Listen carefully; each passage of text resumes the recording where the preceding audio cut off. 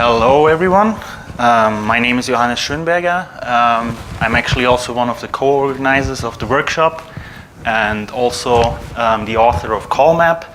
And this is joint work with Enliang Zheng, Jan-Michael Fram and Mark Polyface.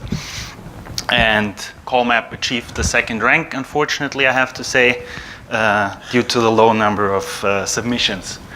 And we implemented it as one of the baselines for the multi-view stereos benchmark.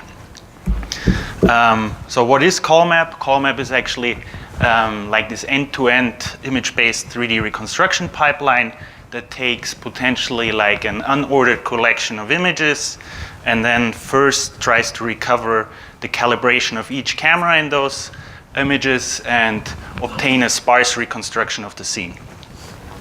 And then in the second stage, in the dense modeling stage, it takes the product of the sparse modeling stage and recovers a dense representation of the scene in the form of a dense 3D point cloud or textured surface mesh. And well, Colmap is mostly designed to work on like really unordered internet data sets.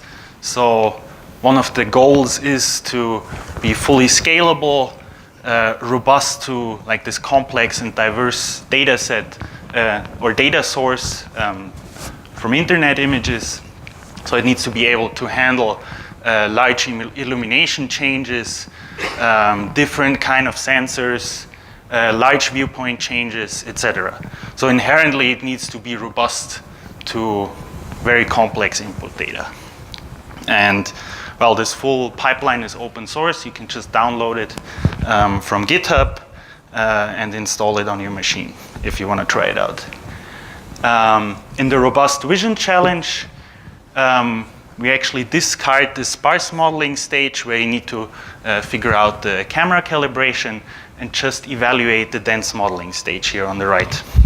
And I'm going to focus my talk in the following 10 minutes on this dense modeling stage. So how do we get from calibrated input images to a dense 3D model? So opposed to what Daniel just showed, where the majority of the work is done in the 3D space, Colmap actually puts the majority of the work in the 2D image space optimization. So in the first stage, we tried to figure out for every pixel in every image in the input data set, we try to get a depth estimate. And then using the calibration of the cameras and the depth maps, we do a very simple fusion of those depth maps in 3D to get a dense point cloud with normal information. And then in the final stage, we just use off-the-shelf Poisson surface reconstruction to get a textured surface mesh. And you could even think about combining LTVRE and Colmap together to get maybe even better results in the end. Well, in the following, I'm just gonna, as I already said, the majority of the work is done in the 2D image space, and this was originally presented at ECCV 2 years ago, and I'm gonna give some of the high-level ideas that we developed there to be robust to different kind of input scenarios. So let me just recap for the people that don't know what multi-view stereo is. If you want to recover the depth map of this center image here, what you do is you look at a pixel here for which you want to recover the depth. You look potentially at a small patch around this pixel here, project this patch out into 3D space at some depth hypothesis, and then since we know the camera calibration of all the other images, we can project this patch into the other images and compare the similarity, the photo consistency of those patches. And then we can do this for different depth hypotheses and simply select the one that maximizes the photo consistency there. And if you do this for all the depth hypotheses, you get some photo consistency profile over depth here on the x-axis and the photo consistency on the y-axis. And in the very naive approach, you just choose the minimum here. And then you can add some regularization to get rid of noisy artifacts. And then you get a depth estimate if you do this process for the whole, for all the pixels in your image. And if you look at this process that I just described, there's some key steps involved in this procedure. So first of all, how do you select the other views that you compare or you project these patches into? How do you compare patches themselves? And how do you optimize the depth in the end? So do you just select the winner takes all solution here, or do you do some regularization or MRF formulation? And in the following, I'm going to focus here on step 1. So step 2 and 3 are pretty like traditional approaches. We just use NCC scores here to compare patches, and we use a combination of patch match and variational optimization to optimize the depth values. So why is it important to select the correct views in multi-view stereo? I'm going to motivate it a little bit in the following. So let's say we have this scene here. We don't actually know these two trees here, and we have a building in the top, and we have these cameras in black and red here, and we want to obtain a depth estimate for this red camera. So the traditional approach is you need to somehow select neighboring views. Let's say we select those 4 views here, and we want to recover the depth of the building back there. If we compare the patches between all these images and just sum up the similarity score, we will get outliers. And we will potentially select the wrong depth estimate. And the traditional approach to handle this problem here is you simply do like the best K similar views. So you compute the photo consistency and you just say, I average the top 2 patches for that pixel. But what is the top K? Like, we don't know. We actually don't know the scene. So we don't know in how many views is this object occluded in the back there. So what we do here, or what is the major contribution here, is for every pixel we select the most informative views from all the reconstructed or registered images in that reconstruction. So in the left scenario here, we'd use all these views that are non-occluded, and for the front here, we would just use those 2 images.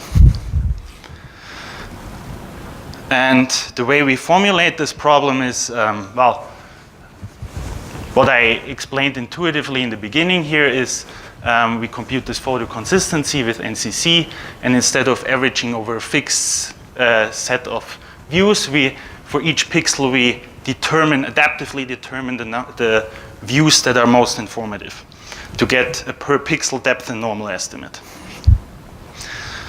And how do we select this set S of views? So we have this visibility prior, so instead of only recovering depth and normal for our center image, we also get an occlusion map for all the other views that are used in the stereo pipeline. And then we only average over those views that are visible, that are non-occluded. Then instead of blindly selecting views, like if you have very close by views, which is especially common in internet data sets because people capture the scene from similar viewpoints, we want to select views that are actually geometrically informative, that have sufficient triangulation angle. Then if you have very large variety in viewpoints, you also want to make sure that your views see the structure from a non-oblique viewpoint, potentially, because otherwise you get very distorted patches. And finally, if you have varying resolution in the input images, maybe you'd have a smartphone camera with low resolution and your high resolution DSLR camera, you don't want to compare patches from different resolutions. So we also have a resolution prior here. And without going into further detail on how we do the actual optimization in the end, just gonna show some results of the depth maps for internet images here, which are very impressive, I think. Yeah. And then in the end, we just have a very stupid fusion which says we wanna just a multi-view consistency check of the depth maps, and we just average the points in 3D. And then, again, for internet images, we obtain these kind of results here.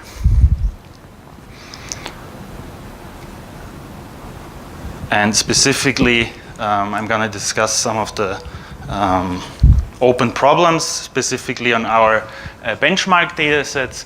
So in Colmap, there's no regularization at all in the pipeline. So it's, and one of the problems there is the pipeline generally performs poor on textureless regions, where, for example, a method like LTVRE that has some more explicit regularization performs much better. So that would be an easy way to improve the results here.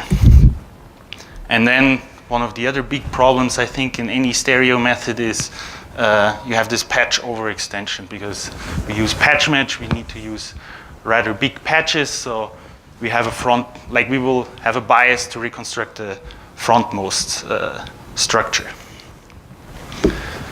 Again, as Daniel also already mentioned, there's no learning or anything involved, so I would really like to see in the future maybe how can we replace some of these handcrafted steps that I showed in the beginning. How can we learn all of those steps maybe automatically? And there's been some early works also presented here at CVPR already, I think, and on Archive that are trying to address this issue here a little bit. And with this, I want to conclude the talk about Colmap, and I would be happy to take any questions, or we can also move it later offline if you prefer.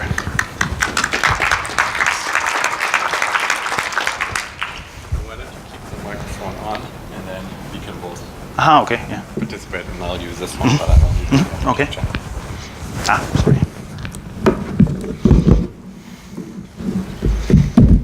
Thank you.